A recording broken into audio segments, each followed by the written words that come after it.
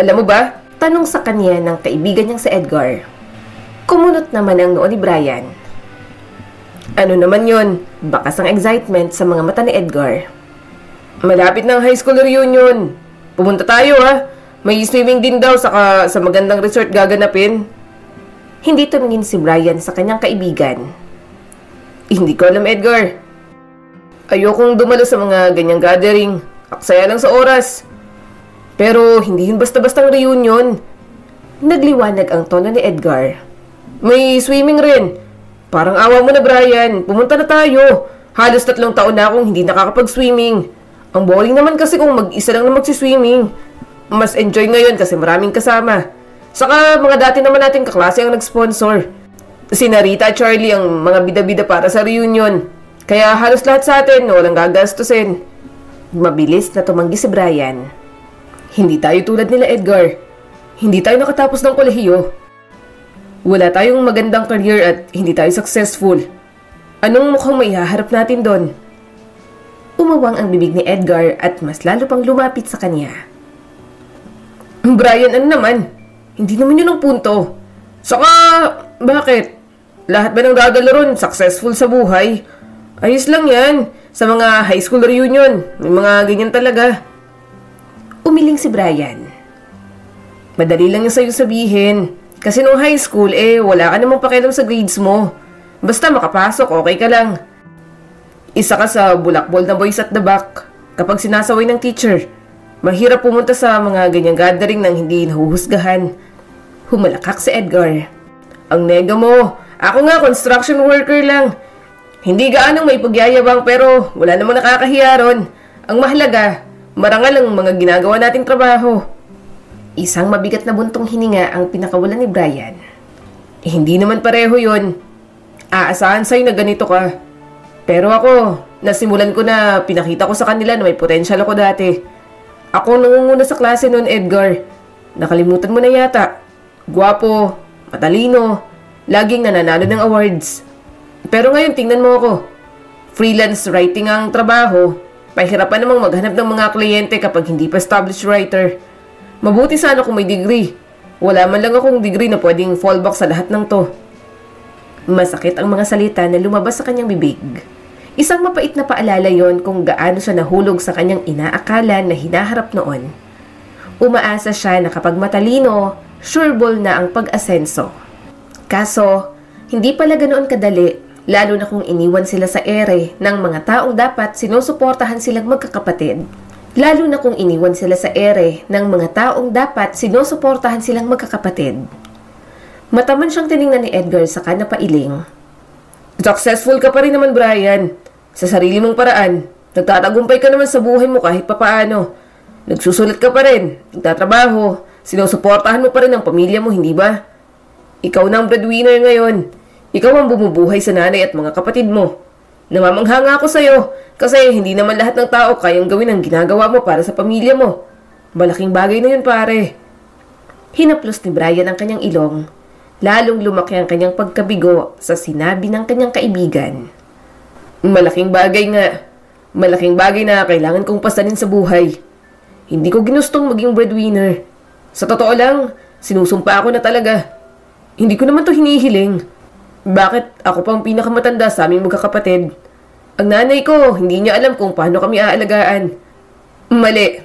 Kahit hindi na ako. Kahit ang mga kapatid ko na lang. Para naman yung kinikita ko pang tustos ko sa sarili ko at sa pag-aaral ko. Kaso hindi. Kailangan pang ako mag-step up.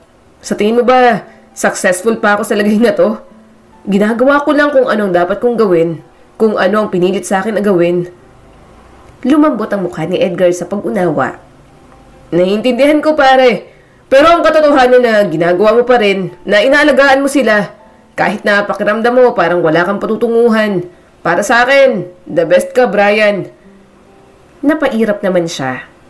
Baka crush mo na ako niyan. Natawa naman si Edgar. Oo yata, mahal na yata kita, pare. Ako ba? Mahal mo ako kahit pustiso na lang ang 2 ngipin ko sa harap? Ang dugyot mo. Lumayo agad si Brian sa kanyang kaibigan. Pero seryoso, hindi ko alam, Edgar. Ang buhay ng pamilya ko may patutunguhan dahil sa akin. Pero ang sarili kong buhay, May patutunguhan ba? Paano ko aasahan ng sarili ko kung may mga ibang tao na umaasa sa akin? Hindi ka mangha-mangha to, Edgar, lalo na kung unti-unti ako nauubos. Hindi ka mangha-mangha to, Edgar, lalo na kung unti-unti ako nauubos. Pero umuusad ka pa rin. Tinapik ni Edgar ang kanyang balikat. Kaya mo yan. Iniisip mo lang na mahina ka ngayon kasi parang wala kang nakikitang pagbabago sa buhay mo, Brian. Saka bakit kung magsalita ka, wala kang bilib sa sarili mo? Napaka-talented mo kaya. Hindi mo ba nakikita yon? Bumaba ang tingin ni Brian sa kanyang mga kamay. Hindi naman stable ang buhay. Isang taong walang career, walang degree. Talented ako pero nawawalan na ako ng pagkakataon. Inagaw sa akin ang pagiging breadwinner para sa pamilya ko. Kaya nga sumama ka sa reunion para naman makapagpahinga ka. Sabi sa kanya ni Edgar. Dami-dami mong iniisip. Minsan ako na lang ang napapagod sa iyo, pare. At kung magpasya kang sumama sa reunion, huwag mong isipin kung ano ang meron o wala ka. Isipin mo na lang na may nagagawa ka pa rin maganda sa buhay mo, na nakakausad ka pa rin sa kabila ng lahat ng nangyayari sa pamilya nyo. Saka 2024 na. Grabe naman. Hindi pa ba open-minded ang mga tao? Dahan-dahang bumuntong hininga si Brian at sinusubukang i-absorb ang mga sinabi ni Edgar. Hindi talaga madali sa kanya ang pumunta sa reunion na yon. Pakiramdam niya, sobrang daming matatapakang ego sa kanya. Pero sa kaibuturan din ni Brian, may maliit na bahagi sa kanya ang gustong maniwala na baka nga tama si Edgar. Pag-iisipan ko pa, sambit ni Brian na hindi pa rin sigurado. Ngunit hindi ako nangangako. Napangiti si Edgar. Walang pressure, pare. Pero isipin mo, nakadepende sa desisyon mo kung pupunta ako, ha. At nga pala, pupunta si Genevieve. Sandali siyang natigilan. Nagkunwari na lang siya na hindi gaanong apektado. Bahagyang tumango si Brian, hindi sigurado kung ano ang mangyayari kapag pumunta siya sa high school reunion nila. Gayunpaman, natagpuan niya na lang ang kanyang sarili na nagpadala sa panghihikayat ni Edgar. Nakatayo si Brian sa entrance ng high school reunion venue. Medyo kinakabahan talaga siya sa mga mangyayari. Hindi niya kailanman naisip na makikita niya ulit ang mga dati niyang kaklase. Magugustuhan mo to, pare, sabi ni Edgar na nang-aasar ang boses. Wala rin namang nakakaalam ng balita tungkol sa'yo dahil umiwas ka na sa social media. At alam ko namang si Genevieve ang dahilan kaya ka nandito. Pilit na ikinunot ni Brian ang kanyang noo. Ano na namang pinagsasasabi mo? Bala ka nga dyan. Natawa naman ang kaibigan niya. Asus, wag ako. Hindi mo ako manloloko. Nang marinig mo nga ang salitang Genevieve sa bibig ko, parang ora mismo pumayag ka agad. Nauna nang maglakad papasok si Brian at iniwan ang nang-aasar niyang kaibigan. Si Genevieve, ang babaeng kanyang special someone noong high school. Ang babaeng iniwan niya noong kinailangan niyang huminto sa kolehiyo para suportahan ang kanyang pamilya. Pinutol ni Brian noon ang mga relasyon niya sa mga kaibigan at kay Genevieve nang walang salita. Nahihiya kasi siya at naiinggit na rin na umuusad ang mga ito sa paraang gusto ng mga ito. Samantalang siya, na-stuck sa pagtugon ng mga pangangailangan ng kanyang pamilya. Ngayon, hindi siya sigurado na naaalala pa rin siya ni Genevieve. Pero hindi na rin naman umaasa si Brian. Masaya na siya kung makikita niya muli ang dalaga. Si Genevieve, usal ni Brian at dumaan sa kanyang balintataw ang maganda nitong mukha. Siguro nakamove on na siya ngayon. Sinong gustong makapag-usap sa akin? Hindi na naman ako katulad ng dati, Edgar. Nginitian siya ni Edgar. Hindi yan, huwag kang ganyan. Balita ko, single pa siya. Baka mapag-usapan yung dalawang nakaraan. May pag-asa pa't goods na yun. Umismit si Brian at pinaikot ang mga mata. Sigurado akong hindi siya interesado sa isang lalaki na hindi mo lang nakatapos ng kolehiyo. Tumawa si Edgar. Hindi pinansin ang bakas ng insecurity sa boses niya. Uy, malay mo naman, di ba? Huwag mo kasing pangunahan. Paano pala kapag may feelings pa kayo sa isa't isa? Wala namang nakakaalam. Malay mo, baka may pagpatuloy yung dalawa kung saan kayo tumigil nun. Hindi mo malalaman kung hindi mo susubukan. Alam kong iniisip mo din yan, kaya nga pumunta ka dito, di ba? Kahit alam ko na ayaw mo. Hindi naman talaga kumbinsido si Brian, ngunit may isang maliit na bahagi sa kanya na hindi maiwasang umasa. Dinay man o hindi, naging malaking bahagi ng buhay niya noon si Genevieve. Marami siyang nagustuhan sa dalaga, at kahit ilang taon na ang lumipas, gustong-gusto niya pa rin si Genevieve. Ngunit ang mga damdaming yon ay nabaon sa ilalim ng mga taon ng pakikibaka sa buhay niya. Naipit siya sa pagtugon sa mga pangangailangan ng kanyang pamilya, na dumating na sa point na wala ng oras para sa mga babae o para sa mga karelasyon. Ang tagal ko nang hindi lumalandi, hindi ko na matandaan kung paano magpakilig ng babae. Pag-amin ni Brian, malakas namang tumawa si Edgar. Hina mo! Ikaw kasi dapat kung nagtatrabaho ka, gawin mong stress reliever ang mga babae. Yan tuloy, pumupurol ka na. Pagpasok nila sa venue, ramdam na ramdam ni Brian ang discomfort. Nakikita niya na ang pamilyar na mukha sa nakaraan. May ilan na bumabati at nakikilala siya. May mga iba naman na nagtataka at tingin ng tingin sa kanya. Marahil ay hindi agad nakilala si Brian. Noong high school, siya palagi ang pride ng school at animoy palaging nakakaangat. Pero habang pinagmamasdan niya ang mga dati niyang kaklase na sobrang daming ipinagbago, nanliliit ang pakiramdam ni Brian. Lalo na nang mapansin niya ang mga nagtatanong na tingin sa mga mata ng mga ito. Teka, ikaw na si Brian Aporico? Tanong ng isa niyang dating kaklase na alam niya ay teacher na ngayon. Tumango naman si Brian. Oo. Napasinghap naman ito. Grabe, hindi agad kita nakilala. Parang ang laki ng pinagbago mo talaga. Malaki nga. Mahinang usal ni Brian. Kilala siya ng lahat bilang matalino, ambisyosong lalaki na laging nangunguna sa klase. Ngunit ngayon, nandoon lang siya bilang isang simpleng freelancer na walang masyadong kliyente. Walang degree at hindi pa sigurado kung matatawag na professional ang kanyang sarili. Walang matatag na karera at hindi na sigurado sa direksyon na tatahakin sa buhay. Napuno ng pag-uusap ang silid, ngunit hindi maalis ni Brian ang pakiramdam na hinuhusgahan siya ng lahat. Inayos niya ang kanyang damit at nanatiling nakayuko. Hindi na lang siya umalis sa tabi ni Edgar dahil sa kanilang dalawa, mas walang hiya talaga ang kanyang kaibigan. Pare, si Genevieve! Saad ni Edgar at tinapik ang hita niya. Nakita niya si Genevieve kasama ang ilan sa dati nilang kaklase. Nakikipagtawanan at nakikipag-usap sa mga ito. Naging pamilyar agad ang mabilis na pagtibok ng kanyang puso sa tuwing nasa paligid ang dalaga. Hindi ito gaanong nagbago. Maganda pa rin gaya ng naaalala ni Brian. Parang walang oras na lumipas. Parang siya pa rin ang dating Brian na talagang naging crush ito ng 4 na taon. Mabilis siyang pinatayo ni Edgar. Sige pare, mag-hi ka na. Bilisan mo na. Nag-alinlangan si Brian. Pakiramdam niya ay isang estranghero lang siya na lalapit sa isang magandang bulaklak. Ngunit sa wakas, lumakad siya patungo sa dalaga. Genevieve, sabi ni Brian at medyo nanginginig ang boses. Lumingon si Genevieve at ang mukha nito ay lumiwanag sa pagkilala. Brian! Wow! Matagal na kitang hindi nakikita. Kumusta ka na? Ngumiti siya pabalik pero kinakabahan pa rin. Oo, matagal na nga. Ayos naman ako. Kumusta ka na? Okay lang din naman ako. Eto, flight attendant na. Mabuti na lang nagkaroon ako ng time na pumunta dito. Nakangiting sabi ni Genevieve. Sandali silang nakatayo doon bago muling nagsalita si Brian. Pwede ba tayong mag-usap?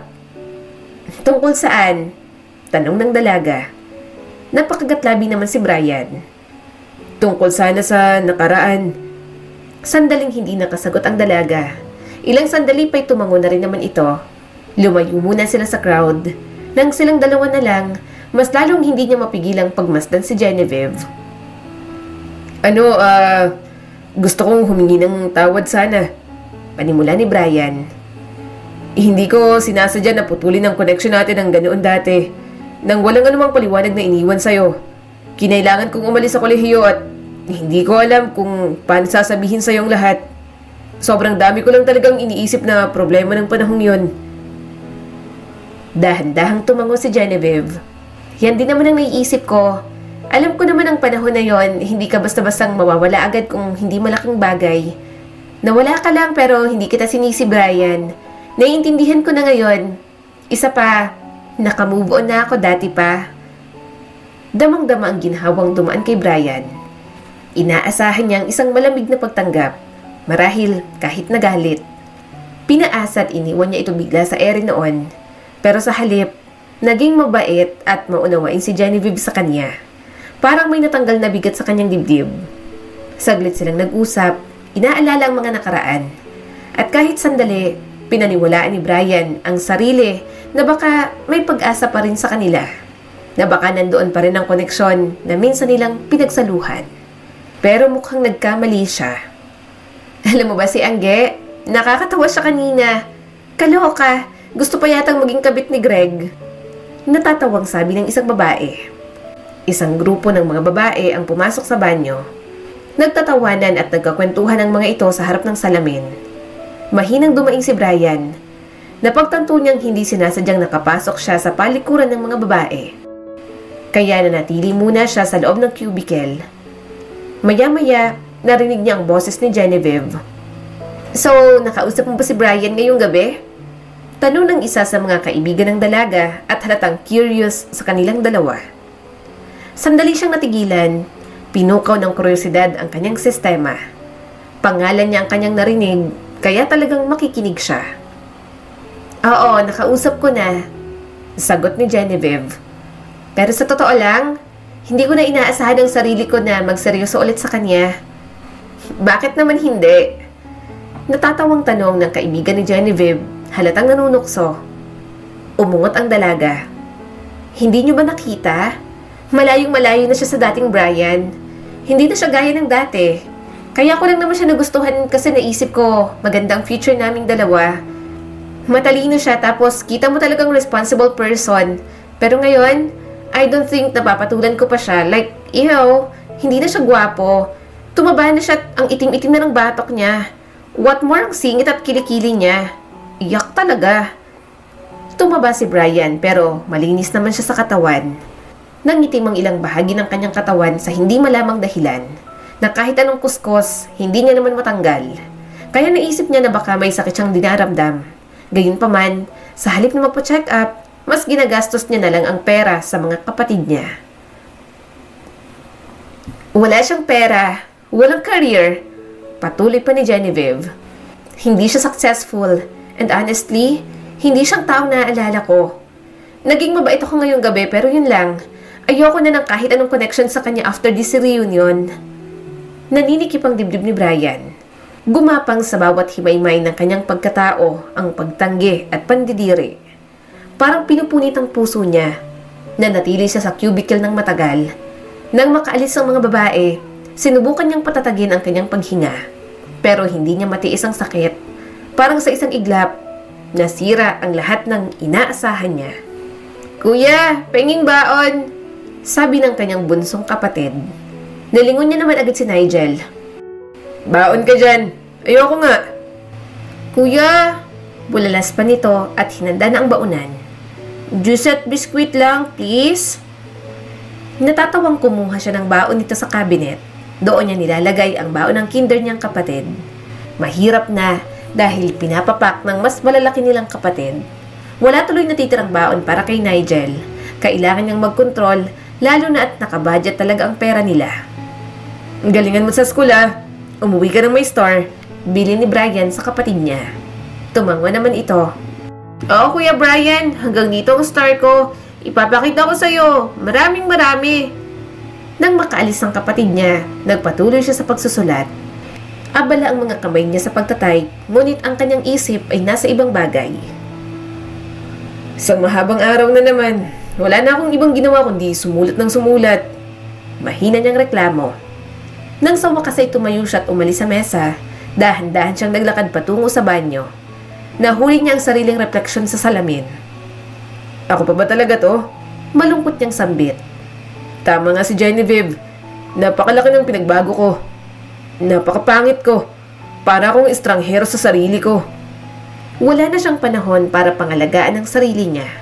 Kinain na siya ng stress ng pagiging palaging provider, ng pagsisikap na balansahin ang trabaho at buhay. Pinunasan ni Brian ang kanyang mukha gamit ang mga kamay. Pinigilan niyang mga luha, ngunit bumagsak pa rin talaga. Sunod-sunod na bumaba yun sa kanyang mga pisngi. Napakaiyakan kong lalaki. Nakakainis. Mahinang sabi niya at paulit-ulit na naghilamos. Masyado siyang pagod para patuloy na magpanggap na okay lang ang lahat. Kapag umiiyak siya sa gabi, kahit isa sa mga kapatid niya, wala man lang nakakapansin. Hindi alam ni Brian kung wala lang talagang pakialam ang mga ito o talagang magaling lang siyang magtago ng tunay na emosyon. Sino nga bang magmamahal sa akin ng ganito? Usal niya nang maalala na naman si Genevieve. Wala na akong may bibigay. Pwede ba akong magkaroon ng sariling pamilya? Mayroon bang tao na gustong makasama pa rin ako kahit naibigay ko na ang lahat ng aking sarili sa pamilyang to? Kinaumagahan, nagmumula ang ingay ng kanyang mga nakababatang kapatid na nag-uusap sa kusina. Malungkot na hinila ni Brian ang sarili mula sa kama at umupo sa kanyang mesa. Babalik na naman siya sa trabaho. Maya-maya'y lumapit sa kanya si Andrea. Kuya, nagkakayaya na kasi ang mga classmate ko na mag-enroll para sa college. Gusto ko talagang mag-aaral ng education, sabi ni Andrea, ang kapatid niyang sumunod sa kanya. Gusto kong maging teacher, Kuya Brian. Pag-aaralin mo naman ako sa college, 'di ba? Napahinto si Brian sa pagtatype. Bahagyang naningkit ang mga mata niya habang nakikinig. Hindi niya gustong maging masamang tao, ngunit hindi ganoon kadali pag-aralin ang kanyang mga kapatid. Hindi niya kayang suportahan ang mga pangarap ni Andrea, lalo na at may mga maliliit pa silang kapatid. Hindi na nga mapag-aral ang sarili sa kolehiyo, paano pa kaya si Andrea? Tingnan mo, hindi kita mapapag-aral, sabi ni Brian na mahina at lumingon sa kapatid niya. Ako lang nga nagtatrabaho ngayon. Nagbabayad ako ng upa, pagkain, mga baon ninyo. Ginagawa ko ang lahat para magkaisa tayo. Pero walang puwang para sa pagkukolehiyo sa ngayon. May mga kapatid pa tayo sa elementary at high school. Masyadong mabigat para sa akin ang mag-isa sa lahat ng to. Kaya sorry, hindi kita mapag-aaral sa college. Gusto ko na maging prangka sa'yo kaysa paasahin ka. Hindi ko talaga kaya, Andrea. Sumimangot naman agad ang kanyang kapatid. Pero ikaw ang laging nagsasabi sa amin na sundin ang gusto namin. Bakit hindi mo ko kayang suportahan, Kuya Brian? Alam mo naman na mahalagang pag-aaral, hindi ba? Saka makikinabang naman tayong lahat kapag nakatapos ako. Bahagyang pumutok ang boses ni Brian nang muling magsalita. Humahalo ang pagkadismaya sa pagod. Hindi practical sa ngayon, Andrea. Lahat tayo nahihirapan at hindi ko na kayang tumagal pa. Kailangan ko rin ng tulong. Kaya gusto ko sana na makatulong na agad kita. Kailangan mong maunawaan yon. Inis na humalukip-kip si Andrea. Lagi mo sinasabi yan. Pero bakit hindi mo man lang ako matulungan ngayon? Para sa kinabukasan naman ng buong pamilya kapag naging teacher ako. Napailing si Brian sa bagay na pinipilit ng kanyang kapatid na alam niyang hindi niya pa rin naman kaya. Naramdaman niya ang galit na namumuo sa loob niya dahil talagang nagpupumilit si Andrea. Ngunit hindi yun galit para sa mga kapatid ni Brian. Galit lamang talaga siya sa sitwasyon dahil siya ang kumikilos para sa pamilya. Naisip ng kanyang mga kapatid na kaya niyang ibigay ang lahat. Hindi man lang nakita ng mga ito ang sakripisyo na ginagawa niya. Batid niyang hindi naman kasalanan ng mga ito na masyadong bata pa para maintindihan. Pero masakit lang talaga. Umuungot ang mga kapatid niya na parang hindi rin siya kapatid at parang hindi rin anak. Hindi ko kayang pag-aralin ka. Alam mo naman na mahirap, di ba? Kaunting ramdam naman. Magtrabaho ka muna at tumulong. Hindi naman sa pinipilit kita pero gusto ko munang tumulong ka. Mag-aral ka na lang kapag medyo kaya na. Nahihirapan na kasi talaga ako. Pilit na pinalumaning ni Brian ang kanyang boses. Ang dami mong sinasabi. Wala ka namang kwenta. Yun ang sabihin mo, kuya. Padabog na lumabas ng silid si Andrea. Samantala, napabuntong hininga na lang si Brian. Ano mangyayari kapag ibinigay ko ang lahat ng meron ako? Usal ni Brian na isa sa mga tanong na bumabagabag sa kanya. Kapag nagawa ko ng lahat ng makakaya ko, ibabalik niyo pa bang pabor sa akin? O may iwan niyo lang ako mag-isa? Ano ako pagkatapos maging maayos ang mga buhay ninyo? Sa paulit-ulit na pagkakataon, inisip ni Brian kung makakatagpo ba siya ng kapayapaan. Natatakot siya na manatili na lang na ganoon habang buhay. Na pagkatapos lahat ng ginagawa niya ngayon, makakalimutan na lang ng mga ito iyon. Bakit hindi mo na kayo manahimik kahit isang beses lang? Bulalas niya sa mga kapatid na nag-iingay na naman sa loob ng bahay. Mainit ang ulo ni Brian ng araw na yon dahil sa client na late magbayad. Idagdag pang mga kapatid niyang maliliit na napakaingay at sobrang lilikot sa tabi niya. Isa lang naman kasi ang kwarto sa bahay nila. Tabi-tabi pa nga sila. Maliit lang din ang tinuturuyan nila, kaya talagang rinig na rinig niya ang mga ito. "Tumigil na kayong dalawa!" sigaw ni Brian at sobrang frustrated na. "Hindi ako makapag-concentrate sa lahat ng ingay ninyo." Tumahimik naman sina Nigel at Mark, ang mga bata niyang kapatid. Sumasakit na ang ulo niya kay Andrea, dumagdag pa ang mga ito. Sa siyam nilang magkakapatid, wala man lang siyang makitang matino at may pakialam sa kanya. Idagdag pa ang nanay niyang umanak lang ng umanak, hindi naman kayang alagaan silang magkakapatid ng maayos. Palagi na lang sinisisi sa tatay nilang nagkaroon ng kabit, nang babae lang ang kanilang ama, parang nakalimutan na rin maging mga magulang sa kanila ng dalawa. "Napakaingay niyo!" patuloy ni Brian at namula ng mukha. "Ilang oras na ako sumusubok na magsulat pero ang iingay niyong dalawa. Tapos mamaya kayo pa rin ang mag-iiyakan dyan. Pwede bang manahimik na lang kayo kahit minsan lang? Kaunting pakisama naman no. Pagod na akong buhayin kayo kung alam nyo lang."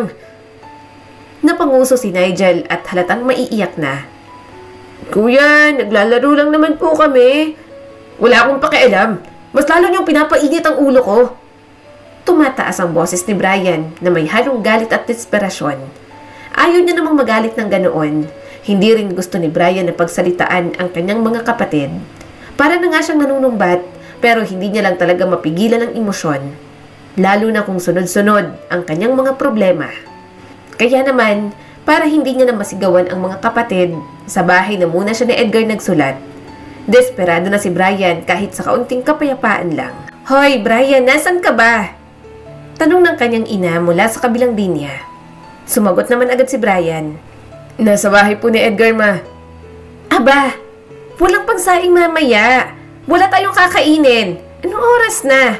sabi pa ng kanyang ina. Napapikit si Brian at nakalimutan niya nga pala na mag-abot ng budget. "Sige po, papuntahin niyo na lang po kahit sino sa mga kapatid ko dito.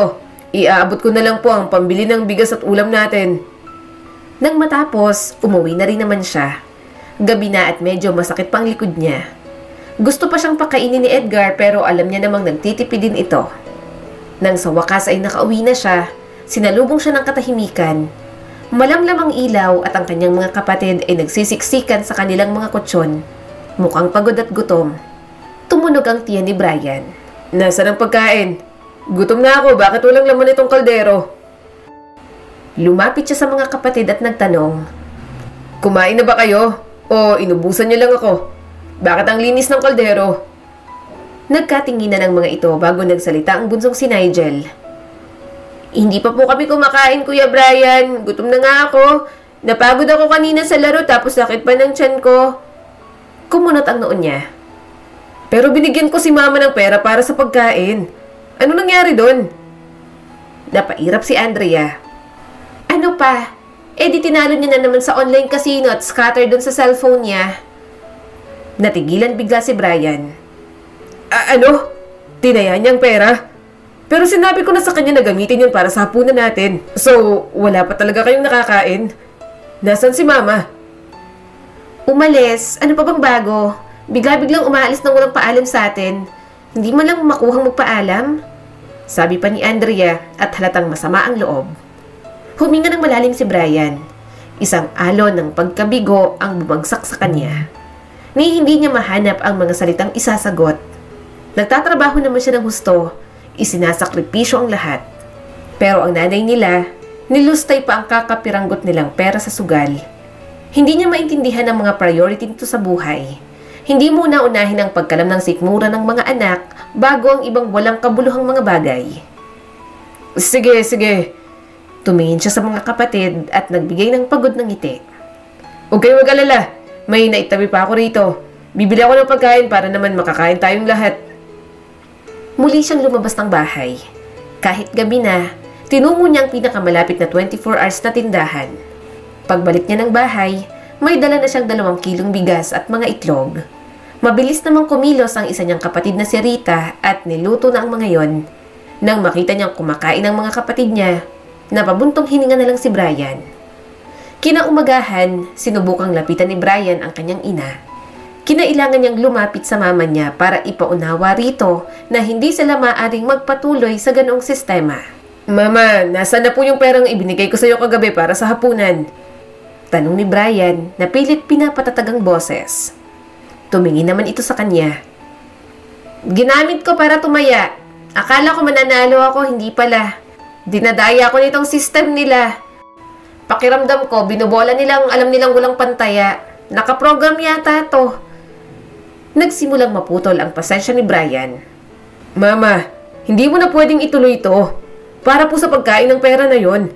Lahat po ng kinikita ko gusto ko po sana na para sa mga pangangailangan lang. Hindi ko po kayang suportahan ang bisyo niyo sa pagsusugal. Sana po sa susunod, huwag nang ganito. Kawawa naman po mga kapatid ko. Nagkatrabaho po ako para hindi tayo malipasan ng gutom lahat. Nanlilisik ang mga mata ng kanyang ina sa sobrang inis. Huwag mong sabihin sa akin kung paano gagastusin ang pera, Brian. Nanay mo ako. Hindi ko kailangan na itama mo ako. Anak lang kita. Porke kumikita ka, kala mo kung sino ka na. Wala po akong sinasabing ganyan, ma. Naninikip ang dibdib ni Brian. Ang akin lang po, kailangan natin kumain at mabuhay. Hindi po pwedeng palagi nyo nalang ipapasok sa sugal ang budget po natin sa araw-araw. Umaasa po kayong manalo, pero mama, bago pa po kayo manalo, mas marami ng talo at mas marami ng perang nawala. Nagiging irresponsable na po kayo. Bakas ang galit sa mukha ng kanyang ina. Sa tingin mo, ako ang problema? Wala ka rin dito kung hindi dahil sa akin. Pinalaki kita, inalagaan kita nung sanggol ka pa. Diaper mo, gatas mo, pagkain mo, pag-aaral mo, akong gumastos lahat. Mas madami pang ambag ko kaysa sa tatay mong babaero. At ganito igaganti mo sa akin? Sa pagtawag sa akin ng irresponsable? Wala kang utang na loob, Brian. Ginawa ko ang lahat para sa inyong magkakapatid nung mga bata pa kayo. At ngayon, kinakausap mo ako na para bang akong problema? Wala kang karapatan. Hindi ako ang problema. Kayong lahat ng problema sa akin. Napaatras ng isang hakbang si Brian. Hindi niya alam kung ano pang sasabihin. Parang nakikipag-usap lang siya sa pader. Masakit ang sinabi ng kanyang ina, ngunit narinig niya ang mga yon noon pa man. Hindi naman ito naiintindihan kung anong pagsisikap ang ginagawa niya. Sa tuwina, palaging sinusumbat ang pag-aalaga nito sa kanilang magkakapatid. Hindi mo alam kung gaano kahirap para sa akin, mama. Mahina niyang sabi at nabasag ang boses. Ginagawa ko ang lahat para manatili tayong may nakakain at nakakausad pa. Hindi ko kaya mag-isa sa lahat ng to pero tinanggap ko pa rin. Ang sinasabi ko lang naman po, tigilan nyo ng bisyo nyo. Wala po tayong mapapala dyan. Ngunit hindi na nakikinig ang kanyang ina. Anak ka lang. Hindi mo alam kung anong pakiramdam ng pagiging isang magulang. Huwag mo na akong kausapin ng ganyan. Kung hindi... Hindi na narinig ni Brian ang iba nitong sinabi. Tumalikod na siya at naglakad papalayo. Wala siyang mapapala kahit makipagsagutan pa siya sa kanyang ina. Masyadong sarado ang utak nito. Bukod doon, talagang nasasaktan si Brian sa mga sinabi nito. Paanong hindi nito makita kung gaano siya nagsasakripisyo para sa pamilya nila? Paanong hindi nito maintindihan na nagsisikap siyang maging maayos ang mga buhay nila? At sa kaibuturan niya, iniisip ni Brian kung may makakaintindi ba talaga ng lahat ng ginagawa niya para sa mga ito. Pare, kailangan mo magdahan-dahan dyan. Hindi ka naman sanay uminom. Babala ni Edgar pero walang pakialam si Brian. Masyado siyang nawala sa kanyang pag-iisip. Masyadong malalim sa pait na namumuo sa loob niya sa loob ng maraming taon. Walang hiya. Pagod na ako, Edgar. Sabi ni Brian. Mababa ang boses ngunit mahigpit sa pagkadismaya. Pagod na ako. Ang nanay ko, pinagsusugal niyang perang ibinibigay ko sa kanya. Tapos pag-uwi ko, wala. Walang makakain. Mga namimilipit sa gutom ang mga kapatid ko. At ang mga kapatid ko, Diyos ko, napaka-insensitive sa nararamdaman ko. Hindi nila nakikita kung gaano kalaki ang ginagawa ko para sa kanila. Masyado na silang nakadepende sa akin. Akala yata nila, ako ng tatay nilang may responsibilidad sa kanila. Kapatid din ako eh. Anak din ako. Bakit parang kapag may hindi ako nagawa, parang may nabigo ako? Bakit parang ako pang nagkulang? Hindi na lang magpasalamat na kahit paano tumutulong ako. Wala silang ibang alam kundi ang humingi ng humingi. Nanginginig ang mga kamay ni Brian nang itinaas niya ang baso sa mga labi. Parang lahat sila umaasa na patuloy ako magbibigay, na habang buhay ko nalang gagawin yun. Akala yata nila lagi ako nandyan para ayusin lahat ng para sa kanila. Hindi man lang din nila naisip na tao lang din naman ako. Sinusubukang mabuhay at may mga pangarap din. Pinagmamasdan siya ni Edgar na may halong lungkot at pag-aalala. Hindi ko alam kung hanggang kailan mo kakayanin lahat ng problema mo. Pero alam kong matapang ka, Brian. Palagi ka namang nakakabangon. Binagsak ni Brian ang baso sa mesa at nakakuyom ang mga kamao. Gusto ko nalang umalis sa Edgar. Gusto kong lumabas sa pintong yun, mag-impake ng gamit ko at mawala na lang. Gusto kong mamuhay ng mag-isa kahit minsan lang. Magkaroon ng kapayapaan. Pero hindi ko kaya. Dahil kahit anong mangyari, mahal na mahal ko pa rin sila. Hindi ko sila kayang iwan. Kapag lumayo ako, baka wala pang isang araw, babalik lang ako. Kasi kahit gusto kong isipin ang sarili ko, hindi ko kayang hindi rin sila isipin. Napabuntong hininga ang kanyang kaibigan na si Edgar. Hindi mo maaaring ipagpatuloy ito, Brian. Uubusin ka lang talaga ng mga yan. Tingnan mo, nalulunod ka na pare sa mga pinagdadaanan mo. Isang mapait na tawa ang pinakawalan ni Brian at nanginginig ang boses sa pagod. Alam ko, hindi ko na nga alam kung sino ako. Ayokong pinagmamasdan ang sarili ko sa salamin. Dati akong may pag-asa, maraming pangarap. Pero ngayon, wala na akong natitira para sa sarili ko. Parang ako ang linya ng bumubuhay sa kanila. Kung itigil mo na lang kaya? Mahinang sabi ni Edgar na puno ng halong awa at pag-aalala ang boses. Hindi na makatarungan sa yung ginagawa ng pamilya mo. Ibinibigay mo ang lahat sa loob ng maraming taon at hindi pa rin sapat. Kahit ako, kapag narinig ko yun sa nanay ko, maglalayas na agad ako. Total, wala namang nagpapahalaga. Tinitigan ni Brian ang kaibigan niya. Dapat na ba akong umalis? Hindi rin alam ni Edgar ang tamang sabihin. Siguro, kasi ilang taon ka na. Dapat nga may plano ka na sa sarili mong buhay. Kailangan mong umalis. Hindi lamang para magpahinga, ngunit para sa kabutihan mo na rin. Kung ang pagiging breadwinner sumisira na sa'yo, kailangan mo nang bumitiw. Magsimula ka ng bagong buhay. Humanap ka ng taong makikita ang halaga mo. Namamahalin ka kung sino ka. Kung hindi lang sa kaya mong ibigay. Yung pamilya mo, hayaan mo nang matutong tumayo sa sarili nilang mga paa. Lalo na yung nanay mo. Umiling si Brian. Hindi ko sila basta-basta kayang iwan. Ako lang ang meron sila. May maliliit pa akong mga kapatid. Kung wala ako, wala sila. Naawa agad ako, iniisip ko pa lang. Napabuntong hininga ang kanyang kaibigan. Iniisip nila na wala sila dahil alam nilang nandyan ka palagi. Baka masyado mo nang ginagawang madali para sa kanilang buhay. Kaya wala silang ibang ginawa kundi ang umasa sa'yo. Kung lalayo ka kahit saglit lang, malalaman nila kung anong ginagawa nila. Nanginginig na naman ang mga kamay ni Brian. Pero, paano kung hindi sila magbago? Paano kung hindi sila mabubuhay nang wala ako?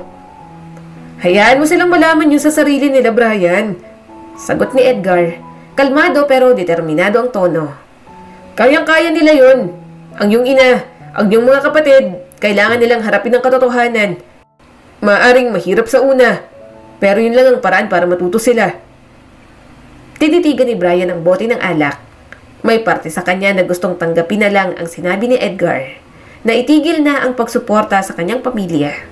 Pero kumikirot na agad ang kanyang puso sa pag-iisip na iwan ang mga ito. Hindi ko alam kung kaya ko na tuluyan silang talikuran. Huminga ng malalim si Brian. Mahirap lunukin ang katotohanan, ngunit alam niyang sa kaibuturan niya ay tama si Edgar. Hindi niya kayang mamuhay ng ganoon. Hindi niya kayang ibigay ang mga piraso ng kanyang sarili sa mga taong hindi kailanman makikita ang kanyang halaga. Siguro, oras na para lumayo siya. At mukhang magkakaroon pa siya ng dahilan para talagang talikuran na ang pamilya na hindi siya pinapahalagahan. Mama, ano bang balak mo sa lalaki mo? Tumataas ang boses na sabi ni Brian. Hanggang sa mga oras na yon, hindi pa rin siya makapaniwala. Nagdala lang naman ang kanyang ina ng boyfriend nito. Hindi lang basta boyfriend, mas bata at batugan pa. Talagang sumasakit na lang ang batok ni Brian sa sobrang konsumisyon. Huwag mong tawaging lalaki ko ang boyfriend ko, Brian. Sabi nito na parang yon ang pinakanormal na bagay sa mundo. Dito na muna siya habang naghahanap ng trabaho. 2 linggo na siya rito. Naninikip ang dibdib ni Brian sa magkahalong galit at hindi makapaniwala. At anong ginagawa niya? Hindi siya nagtatrabaho. Hindi mo lang siya tumutulong dito at kinakain niya ang mga pagkain na dapat ay para sa mga kapatid ko. Ang laki-laking tao. Walang hiya. Pangpasikip sa bahay na to. Ano ba, Mama? Bakas ang galit sa mukha ng kanyang ina. Brian, pwede bang tumigil ka na? Mga bagay na hindi dapat pinoproblema, ginagawa mong problema. Hindi mo nakikita? Sabi ni Brian na nanginginig ang boses sa galit. Tamad at pabigat ang lalaki mo na yan, Ma. Ako ang nagtatrabaho, ang nagbabayad para sa lahat at ngayon, dinala mo ang taong ito na walang ibang naiambag kundi ang tanging stress lang. Hindi ko na kaya. Palayasin mo na yan, Ma. Hindi. Sira ulo ka ba? Walang aalis dito. Sagot ng kanyang ina, may bahid ng panunuya ang tono. Umigting ang panga ni Brian. Kung ganon, ikaw ang umalis, Ma. Nanlaki ang mga mata nito at pinagsasampal siya. Anong sinabi mo? Ba't ang kapal-kapal ng mukha mo? Ano? Nagmamalaki ka na? Buwisit ka? Walang kwenta ka naman? Ano? Porke ikaw ang nagbabayad ng lahat dito, pwede mo nang gawin sa akin to? Ang sama mong anak. Sulat-sulat ka lang naman. Mamatay ka na sana. Kumuyom ang mga kamao ni Brian. Hindi niya alam kung ilang beses niyang tinawag ang Diyos para lang tulungan siyang magpigil ng galit. Batid niyang masama ang pagsagot niya sa kanyang ina, pero hanggang kailan siya magtitiis sa mga insulto nito. Sa tingin mo, ito lang yung ginagawa ko? Sa tingin mo ba walang halagang trabaho ko? Alam mo kung ano? Tapos na ako kakaintindi sa inyo. Malakas na sumigaw si Brian at lumabas na muna ng bahay. Kailangan niyang magpakalma. Baka kung nanatili pa siya roon, mas lalo lang siyang sasabog. Masuntok niya pa nang wala sa oras ang boyfriend ng kanyang ina. Ngunit hindi pa siya nakakabuelo sa sagutan nilang mag-ina, may isang problema pa na magpapalala ng sitwasyon. Makalipas ang 1 buwan, isa pang bomba ang ibinagsak sa kanya. Lumapit sa kanyang kapatid niyang si Andrea, ang sinusuportahan niya para makapagkolehiyo. Ano, may kailangan ka sa school? Tanong niya sa kanyang kapatid. Napagtanto niya na kailangan niya rin nga namang pag-aralin si Andrea. Kaya kahit nahihirapan na siya, sinikap niya pa rin na mapapasok ito sa kolehiyo para naman mas makatulong ito kapag nakagraduate na. Yun lang naman ang pangarap ni Brian, ang magtulungan silang magkakapatid para umasenso sa buhay. Hindi niya gustong siya lang ang aasahan ng mga ito. Kuya, may sasabihin ako sa'yo. Kinakabahang sabi ni Andrea. Lumingon siya sa kanyang kapatid. Ano yon? Namumuo ang mga luha nito. Kuya Brian, buntis po ako. Ano? Andrea, paano mo? Hindi niya na maituloy ang gustong sabihin dahil talagang naiiyak na siya. Sorry, hindi ko alam ang gagawin ko. Sabi pa ng kanyang kapatid at halos maiiyak na. Natatakot ako, Kuya Brian. Anong dapat kong gawin ngayon? Natatakot? Sigaw ni Brian at mahigpit na nakakuyom ang mga kamao sa kanyang tagiliran. Nakiusap ka? Nagwala ka pa sa harap ko dahil gusto mong pag-aralin kita. Kaya pinilit ko. Kasi akala ko talagang porsigido at magsisikap ka. Pero ano to? Buntis ka. Nagpabuntis ka tapos uungat ka sa akin na natatakot ka. Itanong mo yan sa nakabuntis sa'yo. Sorry na nga, Kuya Brian. Ayaw nga akong kausapin ng ama ng baby ko. Hindi ko sinasadya na mangyari to. Umiiyak nitong sabi. Hindi ko plinano to. Hindi ko naman to gusto, Kuya. Nanginginig ang mga labi ni Brian sa sobrang pagkadismay at galit. Sobra na to. Hindi ko na kaya to. Dinadala kong pamilyang to at sinusubukan kong tugunan lahat ng mga pangangailangan ninyo. Pero puro na lang mga problemang binibigay ninyo. Walang may pakialam sa pinagdadaanan ko. Pumasok ang nanay niya na numero 1 rin sa paggawa ng problema. Ano bang nangyayari dyan? Bakit kayo nagsisigawan? Nakakahiya. Isa ka pa. Malakas na sabi ni Brian, kaya nasampal na naman siya ng kanyang ina. Wala ka talagang utang na loob. Bulalas pa nito.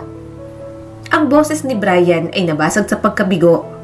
Ang mga taon ng pagiging nag-iisang suporta para sa lahat ay bumagsak sa kanya. Lumingon siya sa kanyang ina na nasa tabi pa ang napakatamad na boyfriend. "Ginawa mo ako sa ganitong paraan, ma." Garal-galang boses na sabi ni Brian. "Ikaw at ang boyfriend mo, umuupo kayo rito, walang ginagawa habang ako nagtatrabaho. Ipinasa mo sa akin ang lahat ng mga responsibilidad mo at ang ginagawa mo lang ay magsugal, uminom at magdala ng mas maraming pasanin. Tapos ako, pagod na pagod. Ayoko na." Napatingin siya sa mga kapatid na ngayon ay nakaupo lang at umiiyak na. "At kayo? Kayong mga teenager na kayo, kahit diskarte man lang sa sarili, hindi kayang magawa ng paraan. Hirap na ako pero wala kayong ibang ginawa kundi ang humingi. At kapag hindi ko napagbigyan, kayo pa tong galit. Magulang niyo ba ako? Anak din ako. Kapatid niyo ako, pero mga tamad din kayo. Masyado kayong nasanay na ginagawa ko ang lahat para sa inyo. Tapos na ako dito. Tapos na ako sa pagpapadala sa inyong lahat. Matuto na kayong alagaan ang mga sarili niyo dahil suko na ako." Kinuha ni Brian ang kanyang bag at nagsimulang mag-impake ng kanyang mga gamit. Baka sa galit ang mukha ng kanyang ina. "Sa tingin mo, saan ka pupunta? Ang selfish mo? Iiwan mo kami kung kailan kailangan ka namin." Sinugod siya nito. Paulit-ulit na sinampal sa mukha, ngunit hindi umiimik si Brian. Hindi man lang siya natinag. Kinuha lang niya ang kanyang mga gamit at sa isang huling sulyap sa kanyang pamilya, lumabas siya ng pinto. Sa paglayo ni Brian sa bahay na yon, napagtanto niyang isang bagay. Ibinigay niya ang lahat ng mayroon siya sa isang pamilya na hindi kailanman magpapahalaga sa kanya. At ngayon, oras na para mabuhay para sa sarili. "Oh, ano ka ba? Ayos lang na dito ka. Para namang iba ka sa akin, halos magkadikit na ang mga pusod natin," sabi ni Edgar sa kanya. Tipid na napangiti si Brian. "Salamat talaga. Kapag medyo nakaipon ako, aalis na rin naman ako rito. Maghahanap ako ng ibang matitirahan." Naglapag ng pagkain si Edgar. "Kumain ka muna. Mukha ka na talagang stress na stress. Talagang hindi ka makakalis dyan sa mga yan ang hindi matiwasay. Tingnan mo yung mukha mo. Namumula na sa kakasampal ng nanay mo sa'yo kanina." Napabuntong hininga naman si Brian. "Ayos lang. Pero kahit naman na umalis na ako, hindi ko pa rin sila matitiis, lalo ng maliliit kong kapatid. Siguro tutulong pa rin ako pero hindi na lahat. Magpapaabot na lang ako ng pera pero hindi ko na kayang makasama sila sa iisang bahay. At kung gusto ni mama sa boyfriend niya na yon, kumilo siya para pakainin yun. Hindi yung ako pa din ang magpapakain. Dumagdag pa tong si Andrea na nagpabuntis lang." Tinapik ni Edgar ang kanyang balikat. "Malalagpasan mo rin yan. Makakaahon din kayong magkakapatid." "Sana nga." Usal na lang ni Brian. Katulad nga ng plano ni Brian, nag-abot pa rin siya sa kanyang mga kapatid. Naaawa siya lalo na sa mga maliliit niyang kapatid na kumakatok para lang manghingi ng baon at makakain. Ang iba naman niyang kapatid na sumunod sa kanya, nakakagawa na rin ng sariling paraan para kumita. May nagpapa-academic commission, may mga back ride sa jeep at kung ano-ano pang mga sideline na pwedeng pasukin. Si Andrea naman, naninirahan sa bahay ng nakabuntis dito dahil pinanagutan na rin naman. Gumagastos pa rin siya para sa pamilya niya pero kahit paano, hindi na ganoon kabigat. "Sabi ko naman sa'yo, matututo ang mga yan kapag iniwan mo." Saad ng kanyang kaibigan. Mahinang tumawa si Brian. "Nanay ko lang ang hindi nagbabago. Ganun pa rin. Pero kahit naman ganun siya, ayokong pabayaan. Hindi rin kaya ng konsensya ko." Napangiti naman si Edgar. "Mabuti ka kasing anak at mabait ka. Mabilis ka pang maawa, lalo na sa pamilya mo. Kaya nga kahit top 1 ka noon simula elementary hanggang high school, kapag ako nang humirit sa pagkopya, hindi ka na makatanggi. Awang-awa ka palagi sa akin." Humalakak naman si Brian. "Bukas, aalis na ako rito. Pwede ka na ulit magdala ng babae." Bigla namang natigilan si Edgar. Wala akong trip. Nawala na ako ng gana. May bago akong crush." "Sino na naman?" tanong ni Brian. Huminga ng malalim si Edgar. Mayaman eh. Engineer at anak pa ng boss ko. Imposible ako magustuhan ni Audrey. Sa pangit kong to. Tas bungal pa." Matamang tiningnan ni Brian sa Edgar. Hindi naman ito pangit. Parang katulad niya lang din na talagang napabayaan ang sarili sa hirap ng buhay. Natanggal din ang 2 ngipin nito sa harap, hindi dahil pabaya sa katawan. Nag-aayos kasi ito ng generator sa probinsya at biglang may tumalisik na malaking tornilyo sa mga ngipin nito. Yun ang naging dahilan kung bakit ito naging bungal. Mabuti na lang talaga at nagkapustiso na. Palaging positibo si Edgar sa buhay, palagi ring tumatawa. Kaya bago sa kanya na makita itong parang napaghihinaan ng loob at ibinababa ang sarili. Kaya naisip niyang mukhang malakas talaga ang tama nito kay Audrey. Ikaw, mag-asawa ka na. Kalimutan mo na si Genevieve. Wala kang mapapala sa babaeng yun. Sabi ni Edgar sa kanya. Mahina naman siyang tumawa. Nakalimutan ko na naman talaga. Umismid ang kanyang kaibigan. Alam kong hindi mo ako maluloko. Nung isang araw nakita kong ini-stalk mo pa sa social media. Nilait-lait ka pero nahuhumaling ka pa rin. Dapat hindi mo na ginugusto ang mga ganong klase ng babae. Ibig sabihin, hindi ka niya kayang tanggapin ng buong buo. Kapag dumating ka sa alanganing sitwasyon, iiwanan ka lang niya. Kaya rin siguro hindi hinayaan ni Lord na magkatuluyan kayo. Napabuntong hininga na lang si Brian. Oo na, makakamove on na naman ako.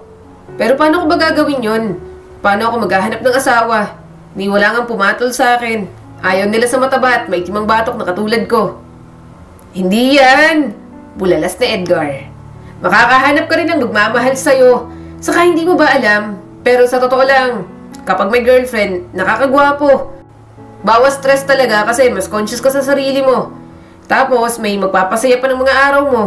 Bilis na, ihahanap kita. Nangilabot naman agad si Brian. Wag na, wala akong tiwala sa mga babaeng irereto mo. Baka galing lang dyan sa tabi-tabi at malalaman ko, nangangabit na sa kapitbahay. Alam ko mga ganun ang type mo. Nanlaki naman ang mga mata ni Edgar.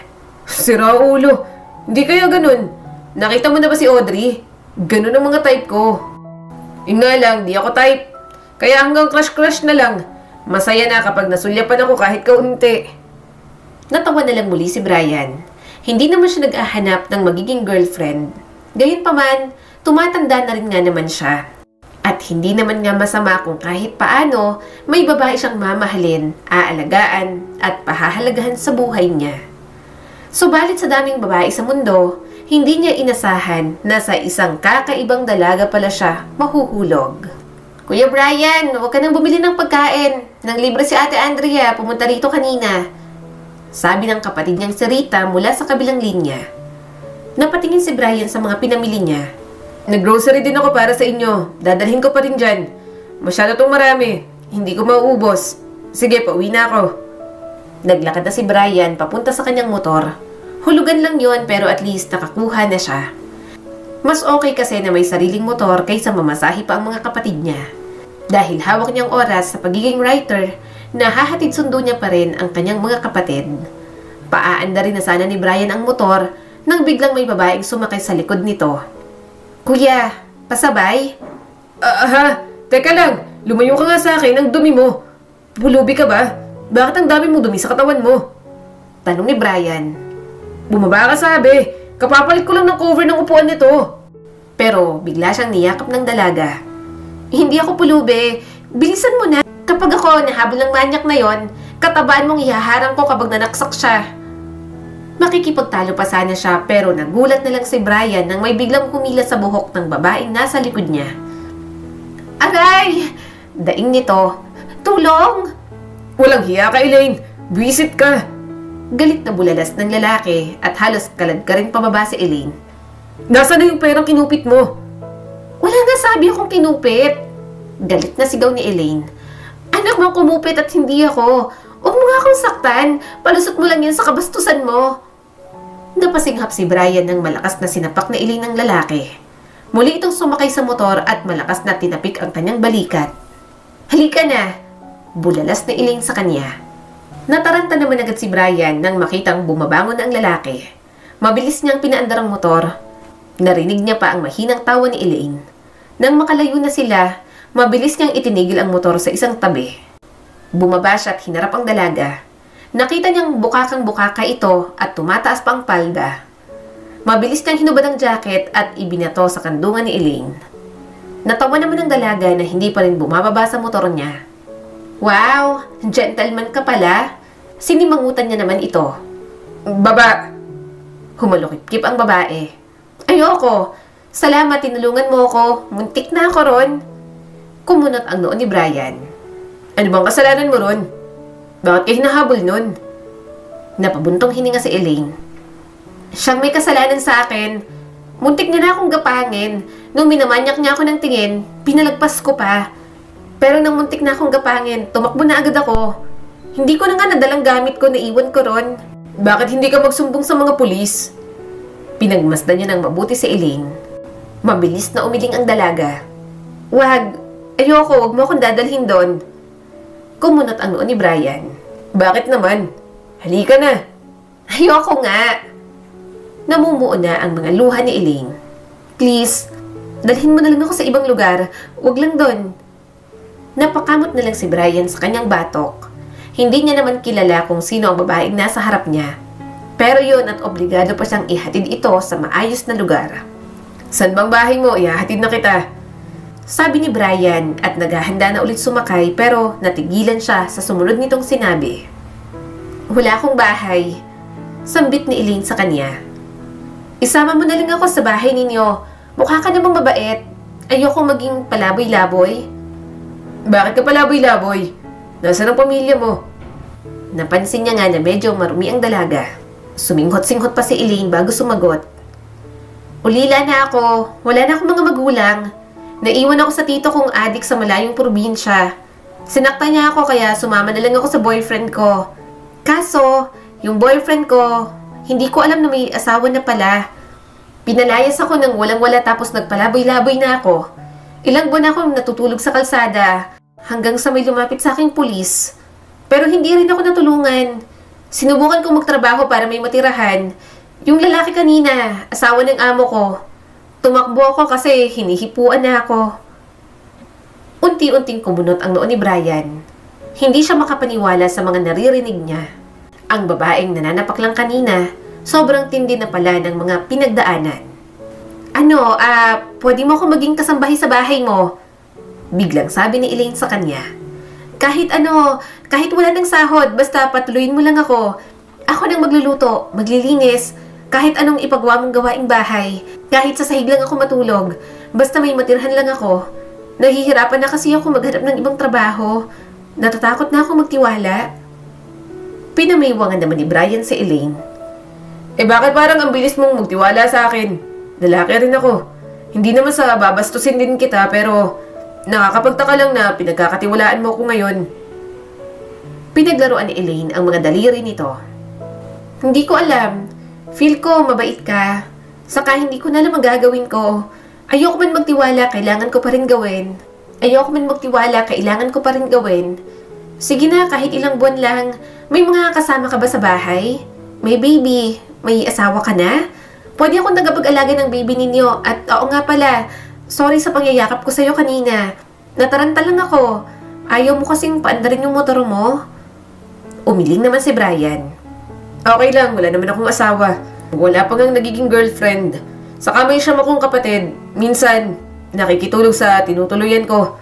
Maliit lang yon, studio type. Wala ka namang lilinisin doon. Hindi ako sigurado kung... Please, sige na ah. Bakas ang desperasyon sa mukha ni Elaine.